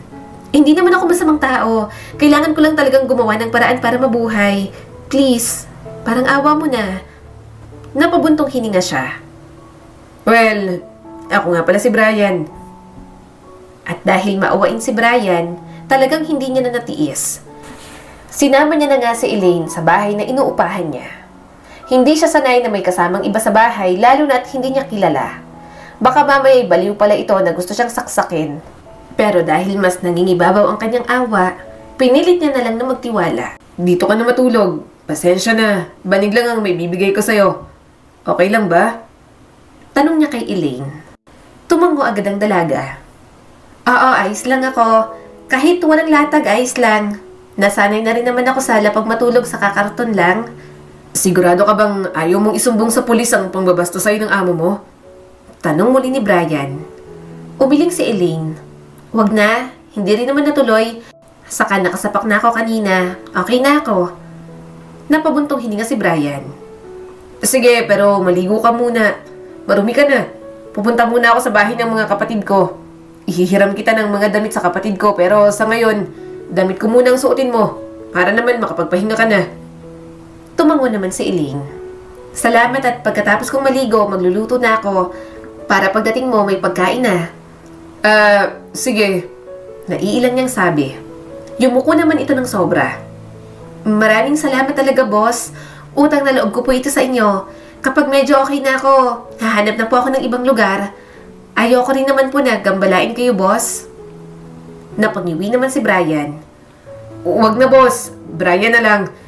Saka pinapatira lang kita dito sa bahay ko. Hindi ka naman talaga totally katulong dito. Nagmamagandang loob lang ako. Mas lalong napangiti si Elaine. Lumabas naman ulit si Brian sa bahay niya. Dinala niya rin ang ibang pinamili niya para sa kanyang mga kapatid. Naglalakad na siya nang biglang may siraulo na humarang sa dinaraanan niya. Sino yun, Brian? Nakangisi ang kaibigan niyang si Edgar. Nasapon niya naman ang kanyang dibdib. Ginulat mo ako. Bigla-bigla kang sumusulpot. Akala ko kung sino. Sino nga kasi yun? Ang ganda. Pangungulit pa ni Edgar. Nagkibit balikat si Brian. Ewan ko rin. Elaine ang pangalan. Pinapatuloy ko lang din. Naawa ko, muntik nang mabastos. Tapos wala namang matirhan. Kaya pinatuloy ko na. Sabi niya maglilinis at gagawa daw siya ng mga gawaing bahay para sa akin. Basta pakainin ko lang daw siya at patirahin sa bahay. Kaso, may panunukso sa mga mata ni Edgar. Sus! Yun lang ba talaga? Mamaya, asawahin mo na. Umiling naman si Brian. Baliw ka. Hindi, mukhang marami kasing pinagdaanan sa Elaine. Hindi ko sasamantalahin ang kahinaan niya. Hindi ako ganong klase ng lalaki. Mabuti na lang, ikaw ang tumulong sa kanya. Pasalamat siya. Kaya crush na crush kita, Papa Brian. Pangaasar sa kanya ni Edgar. Napaka-gentleman mo talaga. Nangilabot naman agad si Brian at iniwan na si Edgar. Habang naglalakad papunta sa bahay, hindi niya maiwasang isipin si Elaine. Hindi naman siya psychic pero magaling lang siguro siyang mag-obserba ng mga tao. Kaya pakiramdam niya, talagang nagsasabi ng totoo ang dalaga. Kitang-kita niya rin ang hiya nito habang sinasabi ang mga pinagdaanan nito. Sino nga namang babae ang gugustuhing malaman na naging kabit ito? Napabuntong hininga na lang si Brian. Pagkarating sa bahay, inayos niya na ang mga pinamili niya para sa kanyang mga kapatid. Lumapit na rin siya kay Andrea para humiram ng mga damit na hindi na ginagamit. Bakit, Kuya Brian? Anong gagawin mo sa mga damit pang babae? Tanong ni Andrea at nanlalaki ang mga mata. Huwag mong sabihing may girlfriend ka na at nasa bahay mo? Wala! Sagot agad ni Brian. Kaibigan ko lang, manahimik ka. Kaso, bago niya pa mapigilan, sunod-sunod nang lumabas ang mga kapatid niya. Maging maliliit, tumatakbo na papunta sa bahay niya. Mabilis tuloy siyang sumunod sa mga ito. Pagdating sa bahay, mga nakadungaw ang mga ito sa loob at tinitingnan si Elaine. Talaga naman! Hinawi niya ang mga tsismosa at tsismoso niyang kapatid. Magsilayas nga kayo! Umalis kayo! Ginugulo niyo ang bisita ko. Pero talagang nakikialam pa si Andrea na hindi matigil habang karagang anak nito. Girlfriend ka ba ng kuya namin? Naiilang naman si Elaine na bagong ligo. Ha? Hindi. Mali kayo na iniisip. Sus, wag kami. Suot mo na nga yung damit ng Kuya Brian namin, no? Giit pa ni Andrea. Wag na kayong mahiya. Grabe, alam mo ba, first girlfriend ka ng kuya namin. Hindi pa yan nagkakajowa. Grabe naman pala. Gusto agad, live-in. Umungot naman si Brian at halos itulak na ang mga kapatid palabas. Magsilayas nga kayo. Ayoko ng storbo rito. Mali ang iniisip nyo. Ginugulo nyo pa si Elaine. Mabilis niyang isinarado ang pinto. Humarap agad siya sa dalaga. Okay ka lang. Pasensya na sa mga kapatid ko. Magugulo talaga ang mga yan. Tumawa naman si Elaine. Okay lang. Ang dami nyo nga. Kapag may mga sarili ng pamilya yung mga kapatid mo, mas lalo nang masaya. Napabuntong hininga si Brian. Hindi rin puro saya. Minsan nakakabanas din ang pag-uugali ng mga yan. Gusto pang magalit ako ng sobra para lang matuto. Halika na. Kuya Brian, ang ganda ng jowa mo. Sabi ng batang si Nigel na kalalabas lang sa banyo. Huwag mo na siyang i-jowa. Ako na lang. Umalpas ang mahinang tawa mula kay Elaine. Nagmamadali namang lumapit si Brian at binuhat ang pinakamakulit niyang kapatid. Akala ko napalayas ko na lahat. Nandito ka pa palang bubwit ka. Isa ka rin talagang chismoso, no? Hindi po ako chismoso, Kuya Brian. Ikaw nga po nag-uwi ng babae na hindi mo jowa. Bulalas ni Nigel sa kanya. Napairap na lang si Brian. Nang maitaboy niya na lahat, muli siyang humarap kay Elaine. Ang mabuti pa, kumain na muna tayo. Napangiti naman ang dalaga. Mabuti pa nga. Sa mga lumipas na araw, nakasama niya na nga si Elaine sa iisang bahay. Napansin niyang sobrang linis talaga nito pagdating sa bahay. Hindi ito mapakali kapag may mga tabinging bagay. Kahit maliit lang ang bahay niya, parang nakakahanap ng paraan para pati kasuluk-sulukan ay malinis din ito. So bale, inuupahan mo lang din to? Ikaw din ang nagbabayad ng upa sa bahay ng mga kapatid mo? Tanong ni Elaine sa kanya. Tumango naman si Brian. Oo, pero dati yon. Minsan, sinasalo na ng mga kapatid ko ang bayad sa upa. Pinaghahatian na nila. Bakit hindi na lang kayo tumira sa iisang bahay? Muling tanong ni Elaine. Mas makakatipid ka. Malungkot siyang napangiti. Nagkasagutan kasi kami ni Mama. Saka naasar ako sa boyfriend niya. Sarap na nga sapakin. Pala mo na tamad.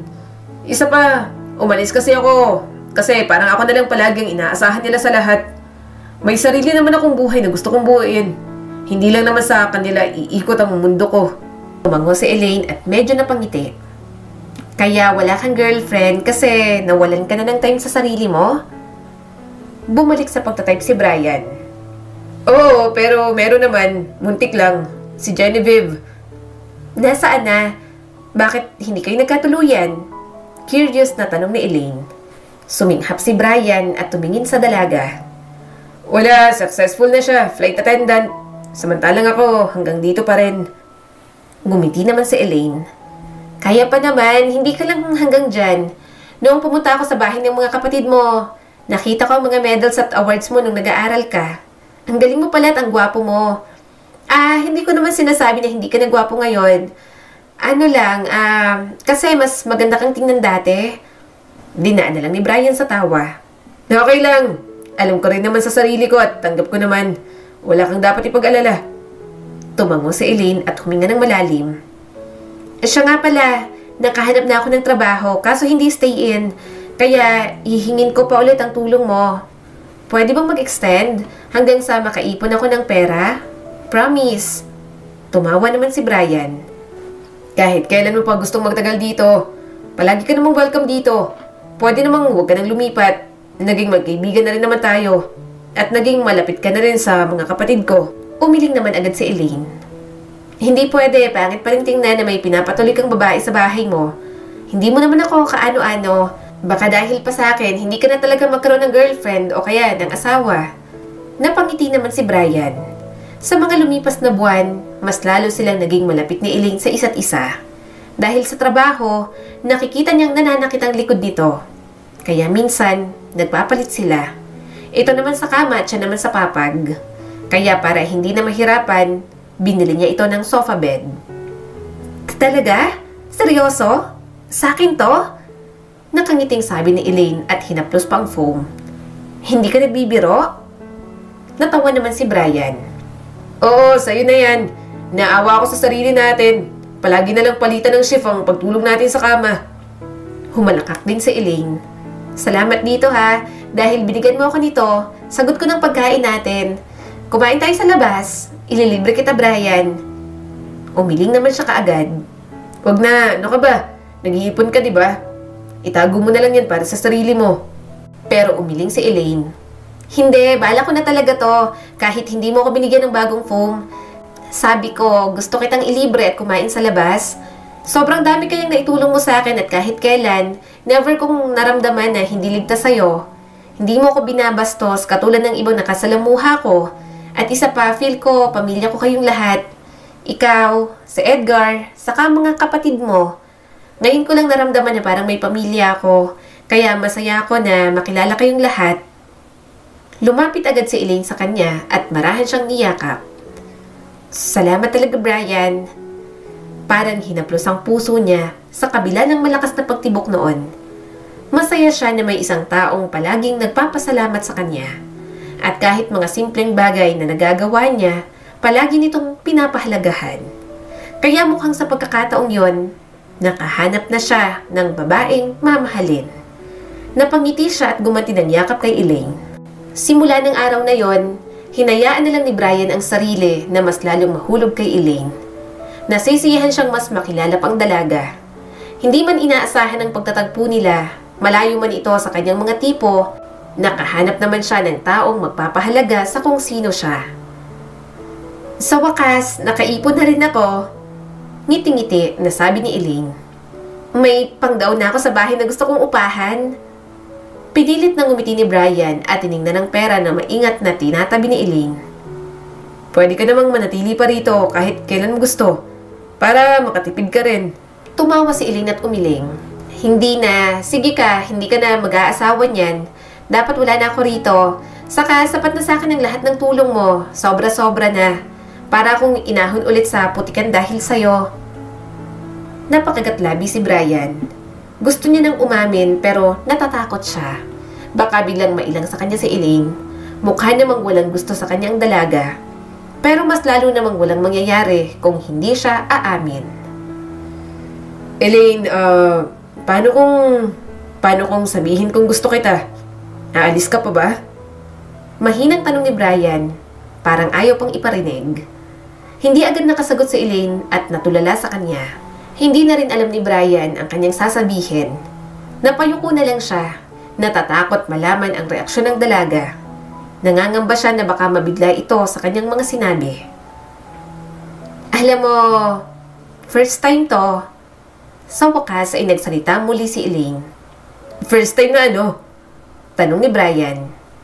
Tipid na ngumiti ang dalaga at halata ang hiya sa mukha nito. Na may umamin sa akin na ganyan kasincere. Yung lalaki kasi na inakala kong single, hindi ganito kasincere ang pag-amin niya sa akin.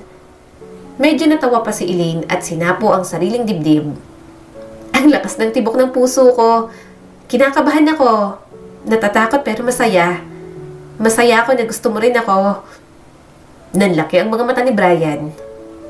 Gusto mo rin ako? Nahihiyang tumango si Elaine. Oo. Ang totoo, ayaw ko naman talagang umalis dito. Napamahal na ako sa'yo at sa pamilya mo. Malawak na napangiti si Brian at niyakap ang dalaga. Napamahal din ako sa'yo kung alam mo lang. Thank you. Hindi ako sobrang galing, sobrang maayos na lalaki na maipagmamalaki mo. Pero gagawin ko ang lahat para mapasaya ka. Gumanti naman ang yakap si Elaine. Salamat, Brian. Salamat talaga. Sobrang nagagalak ang puso ni Brian. Nananabik at parang sasabog na ang lahat ng emosyon niya. Kaya pagsapit ng gabi, magkatabi na sila ni Elaine sa kama. Gayunpaman, ramdam niyang naiilang ang dalaga. Parang tensyonado ang katawan nito. Okay ka lang? Kumawala siya sa pagkakayakap kay Elaine. Naiilang ka ba? Akala ko gusto mong magkatabi tayo sa pagtulog ngayon. Huminga ng malalim at mabagal si Elaine. Wala naman. Hindi na siguro ako sanay nang may katabi. Mataman niyang tinignan si Elaine at hinaplos ang mukha nito. Akala mo siguro may gagawin tayo. Hindi ko gagawin yun sa'yo. Okay lang sa akin na magkatabi tayong matulog. Saka gusto kong gawin natin yon pagkatapos ng kasal natin. Napuno ng hindi mabasang emosyon ang mga mata ni Elaine. Pakakasalan mo ako? Ganito ka na talaga kasigurado sa akin? Oo naman. Marahan niyang pinindot ang ilong nito. Ikaw ang first girlfriend ko. At gusto kong ikaw na rin ang huli. Hindi naman ako makikipagrelasyon kung hindi ko naiisip na pakakasalan ko. Namuo ang mga luha sa mga mata ni Elaine. Hindi pwede. Kumunot ang noo ni Brian. Bakit naman? Bumangon si Elaine at tumalikod sa kanya. Hindi mo ako matatanggap. Marumi ako. Hinawakan niya agad ang mga balikat nito. Anong marumi? Hindi ka marumi. Huwag mong sabihin yan. Bakit? Dahil ba naging kabit ka ng isang beses? Hindi mo naman alam yon. Niloko ka lang naman ng lalaking yon. Hindi ka marumi, Elaine. Nanginginig ang boses ng dalaga. Ang linis mo, samantalang ako, nagamit na ng mga lalaki. Brian, hindi lang naman kasi yon. Kaya tensyonado ako kanina kasi natatakot ako. May mga naaalala kasi ako. Pilit niyang hinarap si Elaine sa kanya sabay punas ng mga luha nito. Ano ba yon? Please, sabihin mo sa akin. Umiling si Elaine. Baka hindi mo ako matanggap. Baka iwan mo ako. Hindi. Sinapo niya ang mukha nito. Hindi kita iiwan. Biglang kumawala ang mga hikbi ni Elaine. Brian, pinagsamantalahan ako. Yung pulis na akala ko tumulong sa akin. Pinagsamantalahan lang ako. Nakita niya akong palaboy-laboy, binihisan, pinakain, pero may masama pala siyang balak sa akin. Ginamit niya ng paulit-ulit ang katawan ko sa mga gusto niyang gawin, kaya hindi ako makapagsumbong. Pulis kasi siya, tinakot niya ako. Unti-unting kumiyom ang mga kamay ni Brian. Hindi siya makapaniwala sa isa pang sikreto ni Elaine. Habang pinagmamasdan niya itong humihikbi at nanginginig sa harap niya, mabilis siyang tumayo. Saan ka pupunta? Natatakot na tanong ni Elaine. Umigting ang panga ni Brian. Kailangan nilang pagbayaran yun. Hindi pwedeng makalusot siya sa mga ginawa niya sa'yo. Wala akong pakialam kahit pulis pa siya. Umiling agad si Elaine at mahigpit ang hawak sa tagiliran niya. Please, wag na. Baka mapahama ka. Wala tayong laban sa kanila. Galing siya sa maimpluwensyang pamilya. Please, hayaan na lang natin. Ayokong madamay ka pa, Brian. Mabilis niyang hinila si Elaine at niyakap ng mahigpit. Gigil na gigil siya sa sobrang galit. Gustong-gusto niyang manakit dahil sa mga pinagdaanan ni Elaine. Hindi niya lubos maisip ang takot ng dalaga, ang pakiramdam na walang mapuntahan. Eto ang tatandaan mo. Hinaplos ni Brian ang pisngi ng kanyang nobya. Hindi ka maruming babae. Silang marumi dahil nagawa nilang saktan ng tulad mo. At para sa akin, malinis ka. Malinis ang puso mo at puro ang intensyon mo sa lahat ng nakikilala mo. Kaya walang dahilan para hindi ko pakasalan ng tulad mo. Naiintindihan mo ba? Mas lalong lumuha si Elaine at niyakap siyang muli. Hinaplos ni Brian ang buhok ng dalaga. Ipapakita niya rito na hindi pa huli ang lahat pagkatapos ng lahat na nangyari rito. Hindi man ngayon, gagawa siya ng paraan para maparusahan lahat ng gumawa ng kasalanan kay Elaine. Magpapayaman si Brian, mag-aasam din ng maraming impluwensya nang sa gayon, maibigay niya sa girlfriend niya ang nararapat na hustisya. Yun nga lang, sa dami ng pinagdaanan ni Elaine, mukhang hindi pa talaga ito tatantanan ng mga nakaraan. Aling Ason, tama na po. Pagmamakaawa ni Elaine. Ang kamay ng kanyang ina ay mahigpit na nakasabit sa buhok ni Elaine. Nagulantang si Brian pagkapasok ng bahay, kaya agad niya itong pinigilan. Hindi! Sigaw ni Brian at agad na pinigilan ng kanyang ina. Ma! Ano pong ginagawa niyo? Galit na galit ang kanyang boses. Tumingala lang ito sa kanya saglit bago muling hinatak ang buhok ni Elaine. Napangiwi si Elaine sa sakit at nagsimulang mamuo ang mga luha. Bitiwan mo siya ngayon, ma! Bulalas niya at pilit na hiniwalay ang kamay ng kanyang ina kay Elaine. Napaatras naman ito. Galit na galit at hindi makapaniwala ang ekspresyon na parabang wala itong ginawang mali. Huwag kang makialam, Brian! Puno ng lupit na sabi ng kanyang ina. Ang babaeng to, hindi karapat-dapat sa simpatya o pagmamahal mo. Naninikip ang dibdib ni Brian sa labis na pagkadismaya at hindi makapaniwala. Nilingon niya si Elaine na nanginginig at nakakapit sa kanyang braso. Nadurog ang puso niya sa nakita. Hindi niya akalain na ang kanyang ina ang gagawa ng ganoong kalupitan. Mama, sambit ni Brian. Hindi mo po siya pwedeng saktan. Naririnig mo po ba ako? Mapapangasawa ko na po si Elaine. Hindi mo po siya dapat tratuhin ng ganito. Hindi ako papayag. Naningkit ang mga mata ng kanyang ina. Ngayon ko lang nalaman kung sino talaga siya, Brian.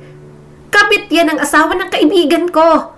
Paano mo gusto maging asawang isang tulad niya? Napakakati at kalad ka rin. Ano naman po? Mariin na sabi ni Brian. Kung ano man po siya sa nakaraan, malayo na po siya sa ngayon. Hindi na siyang taong yun. At hindi niya po alam na may asawa na po ang pinatulan niya nun.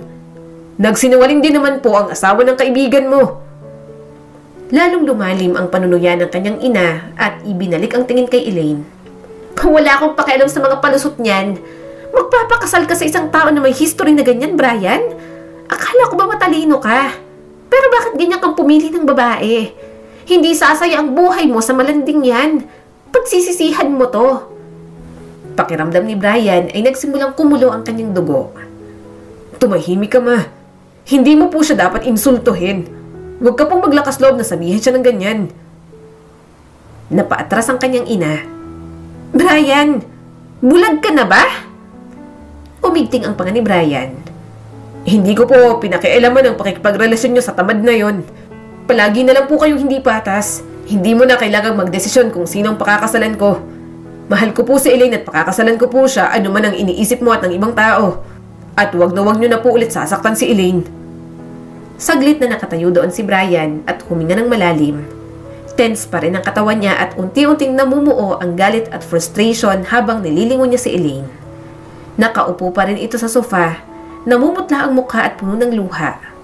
Nanginginig ang katawan ng dalaga habang pinupunasan ang mga mata. Elaine, bulong ni Brian, humakbang pasulong at lumuhod sa harapan nito. Pasensya na sa ginawa ng nanay ko. Mahina ngunit walang humpay ang mga hikbi ni Elaine. I'm sorry, Brian. Hindi ko ginustong gumawa ng ganitong kalaking problema. Hindi ko dapat hinayaan na gawin niya yon. Hindi mo na kailangang harapin ito ng dahil sa akin. Siguro mas mabuti kung hindi na lang tayo magpakasal. Hindi. Umiling si Brian. Matigas ang boses habang inabot ang mga kamay nito. Huwag mong sasabihin yan. Pakakasalan kita, Elaine. Wala akong pakialam sa iniisip ng iba. Ikaw ang lahat sa akin at pakakasalan kita kahit anong mangyari. Tumingin si Elaine sa kanya. Nangingilid pa rin ang luha sa mga mata. Ngunit may maliit na kistap ng pag-asa sa kanila ngayon. Ibinuka nito ang bibig upang magsalita ngunit marahang inilagay ni Brian ang isang daliri sa mga labi nito. Wala nang paghingi ng tawad. Mahal kita at walang magbabago doon. Tumango si Elaine. Hinahabol nito ang hininga habang nakakapit sa kanya. At sa sandaling yon, walang ibang mahalaga kundi ang pagmamahalan nila ni Elaine.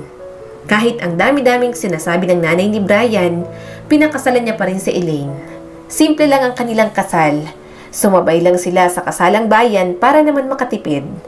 Maganda rin naman ang lugar nila kapag nagdadaos ng ganoon, kaya kahit paano, naging espesyal ang kasal nila ni Elaine.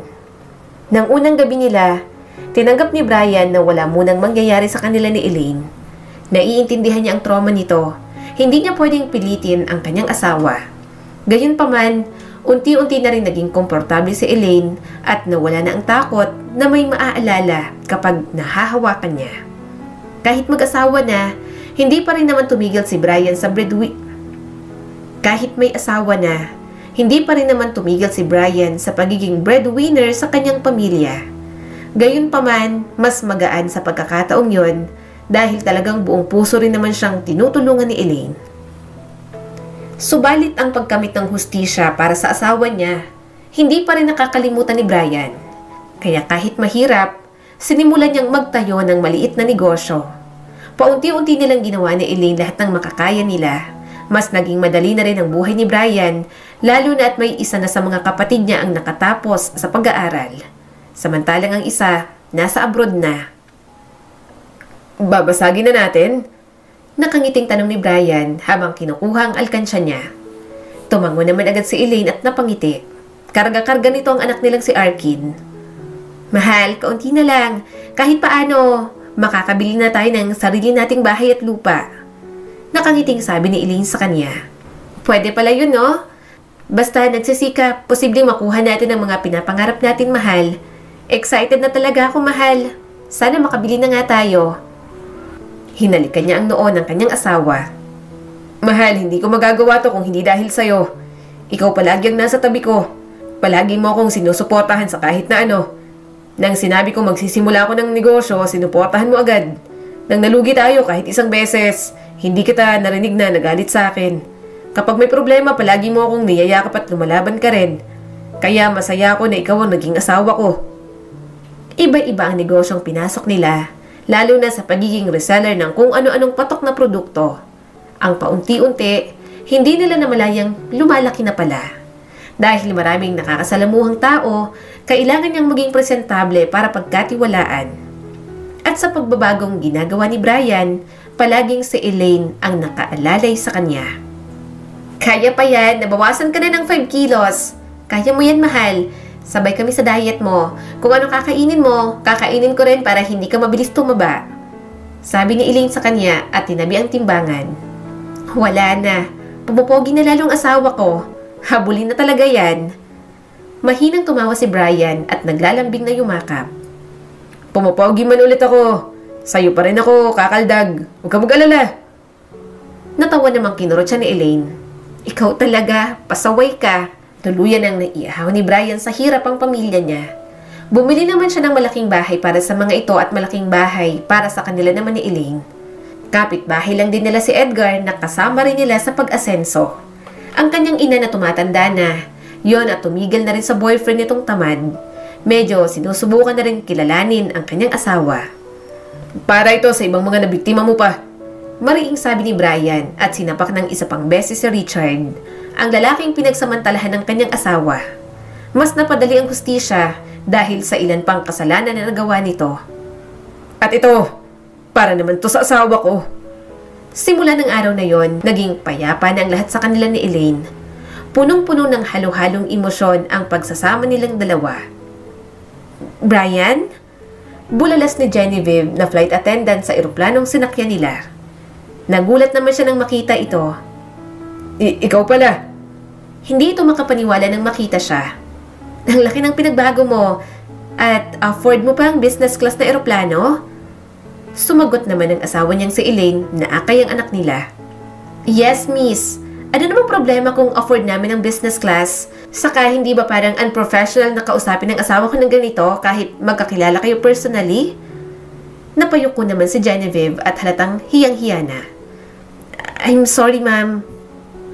Nang makaalis si Genevieve, natawa na lang si Brian sa asawa niyang mainit agad ang ulo. Hinawakan niyang kamay nito pero iwinak silang nito. Bitiwan mo ako, naiinis ako. Ano, gusto ko pa ng first love mo, ha? Nagsiselos na naman ang asawa niya. Ikaw ha? Nako, lagot ka talaga sa akin. Natawa muli si Brian. Hindi ako mangmang para ipagpalit kay Elaine. Saka wala na akong nararamdaman kay Genevieve. Ang tagal-tagal na nun. Nakikinig ka palagi kay Edgar. Nangbibisit lang yun. Hindi kita ipagpapalit. Ikaw ang kasama ko, tinanggap ako at minahal ako ng buong buo anuman ang buhay na meron ako. Kahit ang taba ko at ang pangit tingnan, hindi mo ko kailanman hinusgahan. Mahal na mahal kita, Elaine. Hinding-hindi magbabago yun. Akala ni Brian habang buhay na siyang mabibilanggo sa pagiging breadwinner. Pero sa pagdating ni Elaine, mas lalo siyang nagsikap at mas nagkaroon ng pag-asa. At ang isang taong nanatili, mahirap man o mayaman, gwapo man o mataba, walang iba kundi ang asawa niyang si Elaine. At labis siyang nagpapasalamat sa Diyos na binigay sa kanya ang ganoong klase ng babae. Ang kwentong ito ay nagpapaalala sa atin na natatapos ang pagiging breadwinner sa pamilya. Hindi yun panghabang buhay na obligasyon, kaya sana matuto tayong tumayo sa mga sarili nating mga paa para hindi maubos ang pakiramdam ng mga nakapaligid sa atin. Muli, eto po si Skylar Guro at sana may bago na naman kayong natutunan sa kwento natin ngayon. Maraming salamat po.